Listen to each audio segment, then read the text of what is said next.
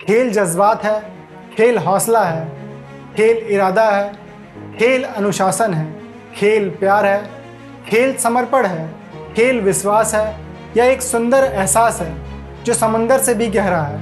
हम बात कर रहे हैं विनीश फोगाट की, जो फाइनल में पहुंचने के बावजूद भी डिस्क्वालीफाई हो गई है। कहते हैं समय बहरा है, कभी किसी की सुनता नहीं, लेकिन अंधा नहीं, देखता सबकी है। पहली बार ओलंपिक में फाइनल पहुंचने के बावजूद भी विनीश फोगाट अपना सफ़र शुरू करती हैं बहुत मुश्किलों और जद्दोजहद हालातों से। कैसे वो जंतर मंतर पर महीनों प्रोटेस्ट किया और ओलंपिक के फाइनल में पहुंच के वो सब आलोचकों का मुंह बंद कर देती हैं। ओलंपिक में पहुंचना ही अपने आप में एक महारत हासिल करना है। ओलंपिक का मोटो ही है CTS, LTS, 4TS। इसका मतलब है स्ट्रॉन्गर, फास्टर और हाइयर। ओलंपिक में 5 कॉन्टिनेंट पार्टिसिपेट करते हैं। पूरी ह्यूमन सिविलाइजेशन में जितने भी ह्यूमन रहते हैं इस ओलंपिक में पार्टिसिपेट करते हैं और वहाँ पे फर्स्ट, सेकंड और थर्ड रैंक लाना एक बहुत बड़ा कीर्तिमान हासिल करना है अपने देश के लिए, खुद के लिए और अपने समाज के लिए।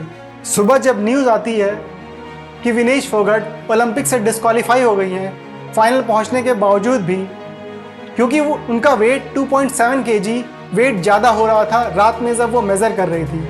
उनके पास 6 घंटे थे और 6 घंटे में 2.7 kg वेट कम करना था। ऐसे में उनकी असली परिश्रम की घड़ी आ चुकी थी। 2.7 kg 6 आवर में कम करना एक अपने आप में बड़ा चैलेंज है।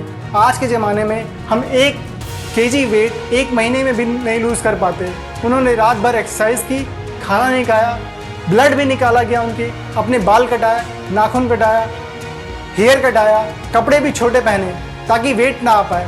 लेकिन उस सुबह जब 7 बजे मेज़र किया गया तो 100 ग्राम ज़्यादा 50 kg से आया, जिसके कारण उनको ओलंपिक से डिस्क्वालीफाई कर दिया गया। डिस्क्वालीफाई होने के बाद विनीश फोगाट ने court of arbitration for sport ने पिटीशन फाइल की है रिगार्डिंग चैलेंज किया है rules and regulation of Olympic. इस ओलंपिक में नया रूल्स आया था। इससे पहले ये रूल था कि एक दिन में टूर्नामेंट ख़त्म हो जाना था और उस दौरान आपको वेट मेंटेन करना पड़ता है, आप जिस कैटेगरी में भी पार्टिसिपेट करें। अब पेरिस ओलंपिक में ये टूर्नामेंट 2 दिन तक खींचा गया, तो इसका मतलब था 2 दिन आपको उतना वेट मेंटेन करना होगा, जिसके कारण डिस्क्वालीफाई हुई। और दूसरे दिन जब उनका वेट 100 ग्राम ज़्यादा होता है तो उन्हें डिस्क्वालीफाई किया जाता है। कब तक आस लगाओगी तुम बिके हुए अखबारों से, कैसी रक्षा मांग रही दुशासन के दरबारों से। स्वयं जो लाजहीन पड़े हैं वो क्या लाज बचाएंगे। सुनो द्रौपदी, शस्त्र उठा लो, अब गोविंद ना आएंगे। कैसी परिस्थितियां रही होंगी जब उन्हें जंतर मंतर पर अपना साथियों के साथ बैठना पड़ा होगा। अपने साथी बजरंग पुनिया, साक्षी मलिक, संगीता फोगाट, उनके साथ महीनों बैठी सेक्सुअल हरासमेंट ब्रिजभूषण के अगेंस्ट, जो रेसलिंग फेडरेशन ऑफ इंडिया के प्रेसिडेंट थे, जो गवर्नमेंट ऑफ इंडिया में मिनिस्टर थे, जिसके कारण उन्होंने प्रोटेस्ट किया। गवर्नमेंट में उनका साथ नहीं दिया, स्पोर्ट्स फेडरेशन ने भी उनका साथ नहीं दिया, जिसके कारण उन्हें बहुत ट्रोलिंग की गई।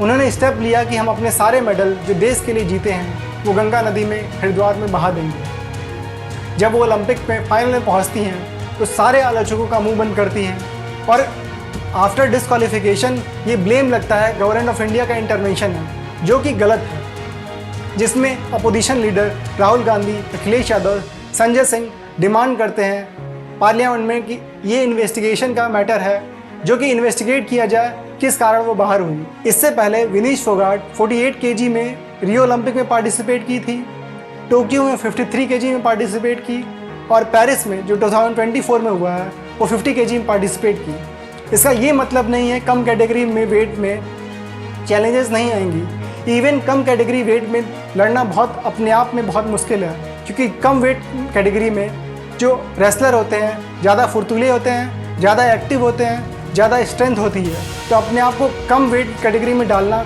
उतना उससे ज़्यादा मेहनत है अपना वेट बढ़ाने से ज़्यादा। तो उनको ऐसा कहना, जो ट्रोलिंग करना कि वो जानबूझ के उससे पहले लड़ती थी अब वो कम कैटेगरी में लड़ रही हैं, ये बिल्कुल गलत है। डिस्क्वालीफाई होने के बाद उन्होंने रिज़ाइन कर दिया और कहा रेसलिंग माँ, रेसलिंग जीत गई और मैं हार गई। तो आज के दौर में ना जीतना ज़रूरी है ना हारना ज़रूरी है।